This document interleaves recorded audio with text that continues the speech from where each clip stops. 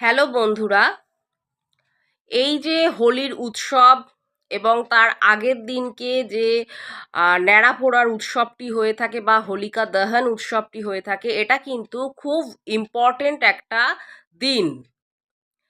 তো এই দিনকে আমরা হোলিকা দহনে বা ন্যাড়া পোড়ার মধ্যে আমরা আমাদের হাতের 11 মুঠো এরকম মুঠো করে 11 মুঠো আটা জবের আটা, ঠিক আছে, ওই দহনের মধ্যে বা ন্যাড়া পোড়ার মধ্যে আমরা যদি দিতে পারি তাহলে আমাদের কি উপকার হবে সেটা বলে দিচ্ছি। তোমাদের বাড়িতে সবসময়ের জন্য মা লক্ষ্মীর কৃপা বজায় থাকবে।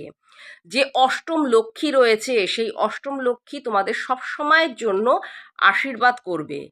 এবং এই যে ন্যাড়াপোড়ার রাত্রিটি, এটা কিন্তু খুব ইম্পর্টেন্ট একটা রাত্রি। তো এই দিনকে যেই কাজ করা হয় সেই কাজের কিন্তু সুফল আমরা অবশ্যই পাবো। তো এই জিনিসটা তোমরা কিন্তু প্রত্যেকে করতে পারো, ঠিক আছে।